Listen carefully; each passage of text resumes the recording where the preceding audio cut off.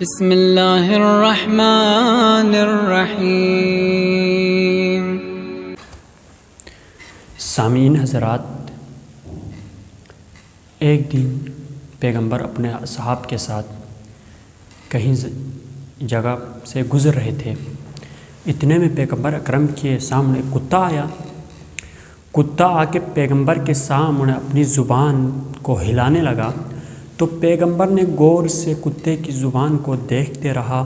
جب کتے نے اپنی زبان کو روکا تو پیغمبر اصحاب کی طرف رخ کر کے فرماتے ہیں، اے اصحاب، کیا تمہیں معلوم ہو گیا کہ کتا کیا کہہ رہا ہے؟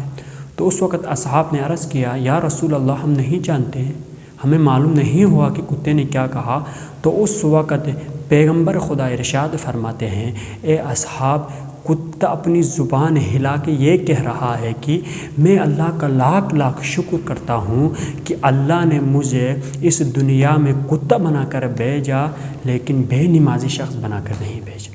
تو دیکھیے عزیزانو، عزیزان محترم، یعنی کتا اللہ کی بارگاہ میں شکر ادا کر رہا ہے کہ اللہ نے مجھے کتا تو بنایا لیکن بے نمازی نہیں بنایا۔ یعنی اس واقعے سے معلوم ہوتا ہے کہ ہمیں کتے سے بھی زیادہ نجس بے نمازی شخص ہیں۔ تو ضروری ہے نماز پڑھیں، ہم وقت پر نماز کے پابند ہو جائیں، خوف خدا دل میں ہونا ضروری ہے۔ سامعین، جب تک ہم اپنی عبادات کو درست نہ کریں، اپنی عبادات کو نہ پڑھیں، اپنی عبادات کو انجام نہ دیں، تو ہم کتے سے بھی زیادہ نجس ہیں۔ اسی طرح پیغمبر کی دوسری واقعہ ہمارے سامنے ہے کہ پیغمبر اکرم محمد مصطفیٰ صلی اللہ علیہ وآلہ وسلم کی خدمت میں ایک شخص حاضر ہو گیا۔ ایک شخص آ کے عرض کرتا ہے، یا رسول اللہ، میں بہت مالدار تھا، میں بہت امیر تھا، میں لوگوں کو رزق تقسیم کرتا تھا، میں لوگوں کو روزی دیتا تھا، اچانک میرا تمام روزی اٹھ گیا مجھ سے، میں غریب ہو گیا، میں فقیر ہو گیا، اب میں خود دوسروں پر محتاج ہوں، اس کا کیا وجہ ہے؟ تو پیغمبر نے ارشاد فرمایا، تم وقت پر نماز پڑھتے ہو؟ تو اس شخص نے کہا، میں واجب نماز تو وقت پر پڑھتا ہوں، اس کے علاوہ میں مستحب نماز بھی پڑھتا ہوں، میری نماز تہجد قضا نہیں ہے۔ پھر پیغمبر نے کہا، تم امر بالمعروف نہی عن المنکر انجام دیتے ہو؟ تو اس شخص نے کہا، یا رسول اللہ، میں امر بالمعروف نہی عن المنکر بھی انجام دیتا ہوں۔ تو پھر پیغمبر نے کہا، تم روزے بھی رکھتے ہو ماہ رمضان کے؟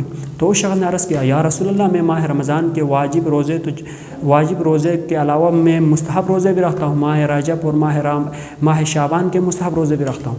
تو پھر پیغمبر پریشان ہو کے سوچ رہا تھا، اتنے میں جبرائیل امین نازل ہو گیا اور عرض کرتا ہے، اللہ کی طرف سے یہ پیغام ہے کہ اس بندہ فقیر ہونے کا ایک وجہ ہے، وہ وجہ یہ ہے کہ اس کے گھر کے قریب ایک باغ ہے، اس باغ پر ایک درخت ہے، اس درخت کے اوپر ایک چڑیا کا گھونسلہ ہے، اس گھونسلے کے اندر چڑیا نے بے نمازی شخص کی ایک ہڈی لے کے آئی ہے، اس بے نمازی شخص کی ہڈی کی وجہ سے اس کے گھر سے روزی اٹھی ہے۔